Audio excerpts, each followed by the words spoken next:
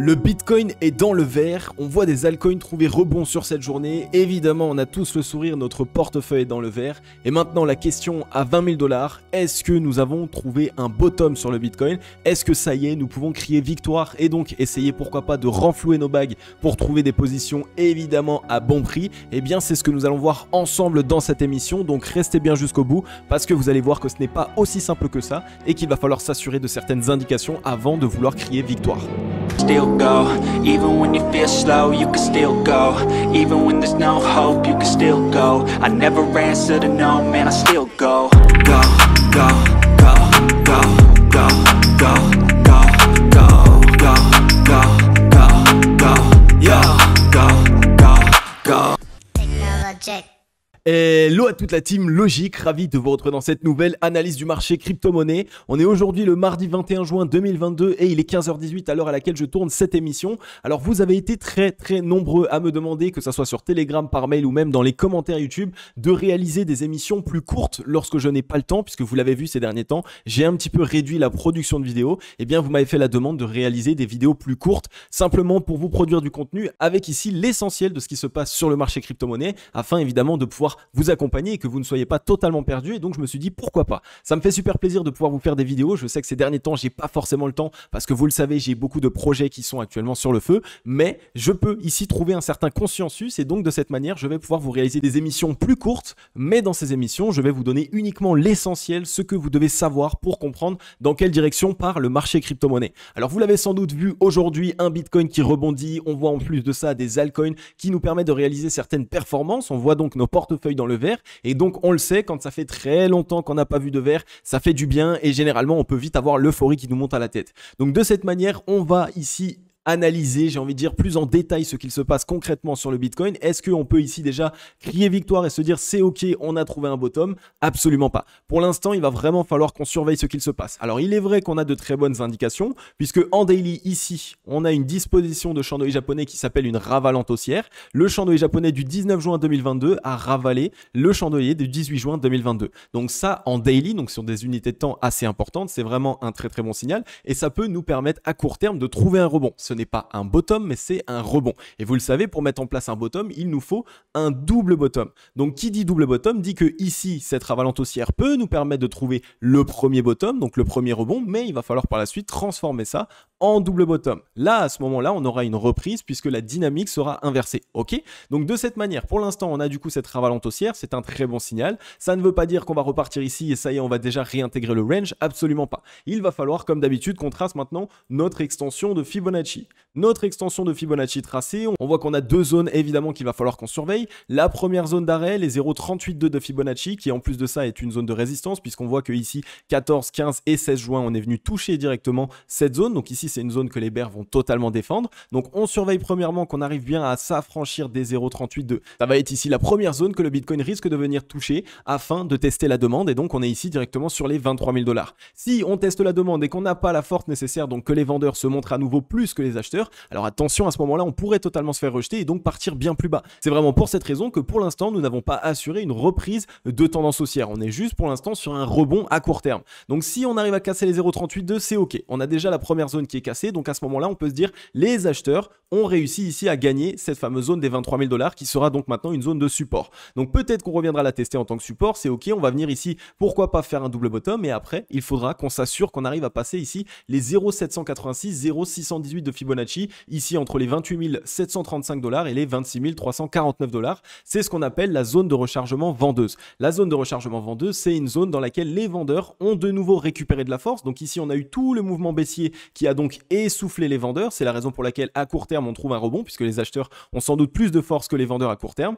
Et donc, on aura ici la zone dans laquelle les vendeurs auront récupéré de la force. Donc quand on arrivera dans cette zone, les vendeurs auront ici la nécessité ou l'envie totale de venir nous reprendre le prix et donc inverser à nouveau la dynamique, reprendre ici une dynamique baissière. Si on arrive à s'affranchir de cette zone, alors à ce moment-là, c'est ok. On a bien validé une reprise ici de la dynamique haussière et donc une reprise de la tendance haussière à court et moyen terme étant donné que nous sommes en daily. Donc on surveillera bien tout ça. Pour l'instant, on a vraiment ici les 23 000 $ qui risquent de faire barrage. Donc ici, tant qu'on n'a pas franchi les 23 000 $, alors on ne s'affole pas et on patiente afin de ne pas totalement se faire piéger. Ensuite, si on regarde au niveau du ruban de moyen mobile, on voit que le ruban est en train de descendre petit petit à petit. On est non loin ici aussi des 0,38,2, donc ça fait de toute façon ici deux zones de résistance assez majeures qui risquent de nous bloquer. Donc dans tous les cas, même si ici on trouve un rebond, on a ici la moyenne mobile 20 périodes qui va descendre et donc à ce moment-là, on risque de toute façon de trouver ici un rejet, d'accord? Donc il faudra transformer ça en W si on veut potentiellement pouvoir arriver ici jusqu'à la zone de rechargement vendeuse.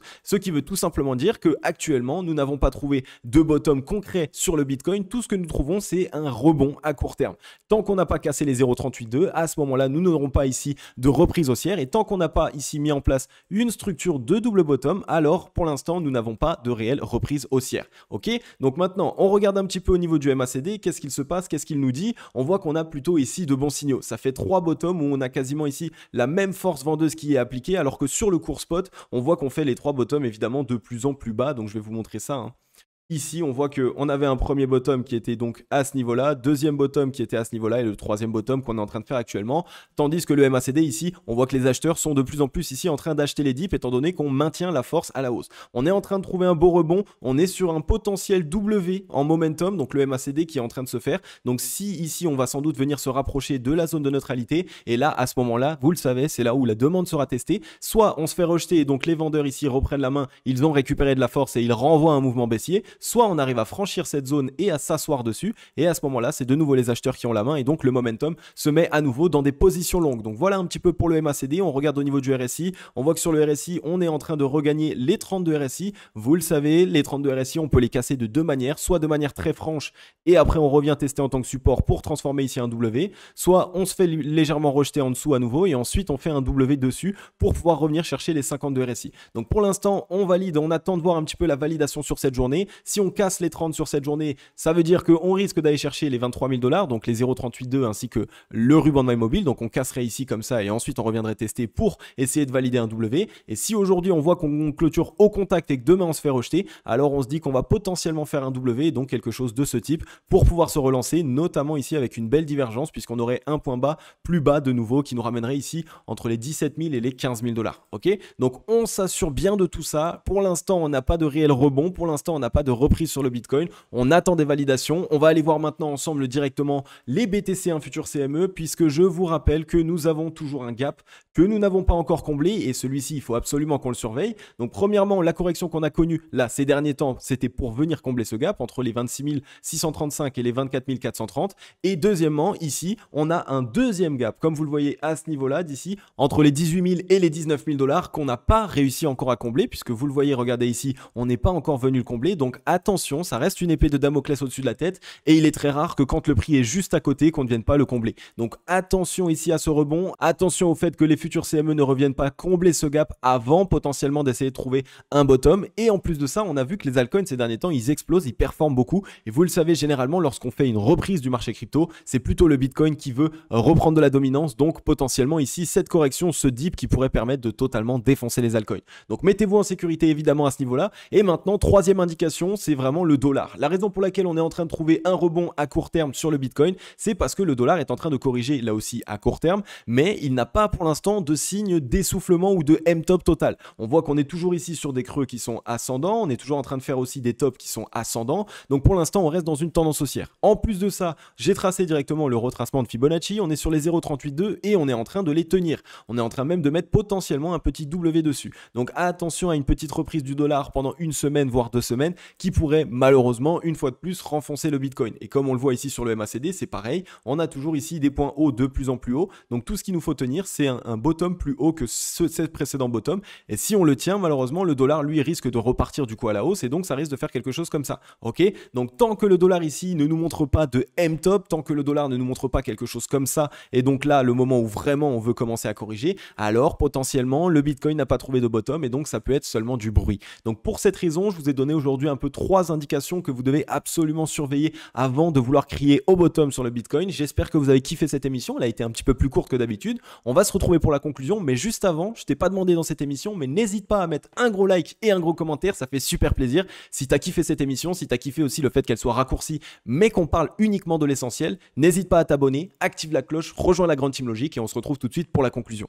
Yes! J'espère que tu as kiffé du coup cette émission. Tu as vu un petit peu, tu m'as beaucoup demandé dans les commentaires de réaliser des émissions plus courtes lorsque j'avais pas le temps parce que évidemment, tu as toujours la nécessité toi de comprendre ce qui se passe sur le marché. Peut-être que tu as envie ici d'acheter, tu te dis OK, c'est le bottom mais t'en es pas sûr. Donc évidemment, tu as l'envie ici que je te réalise une émission. Donc il y a aucun problème, j'ai vraiment compris le message et ça me fait super plaisir de pouvoir trouver ici un consensus, de pouvoir trouver ici, j'ai envie de dire faire la parité des choses. On fait une émission plus courte mais du coup, je vais pouvoir en faire plus. Donc de cette manière, moi ça me fait super plaisir. Je vais pouvoir ici t'accompagner encore au quotidien. N'hésite pas comme d'habitude à me faire savoir si tu as kiffé dans les commentaires. Dis-moi un petit peu si tu aimes ce type d'émission, si tu aimerais que j'en fasse plus un petit peu même quotidiennement, quasiment tous les jours, à part peut-être le week-end parce que c'est vrai que quand je faisais 7 vidéos semaine, c'était juste monstrueux. Donc vous vous rappelez, en un an, on a réalisé 303 vidéos les amis, c'est juste fou. Et là, il est vrai que avec tous les projets que je suis en train de lancer, il faut absolument que je prenne de mon temps sur ces projets-là. En tout cas, ça m'a vraiment fait super plaisir de te faire cette émission. Comme tu le vois ici, on ne peut pas encore crier victoire sur le Bitcoin. Un rebond qui fait plaisir, mais attention tout de même, tu l'as vu, on a un gap CME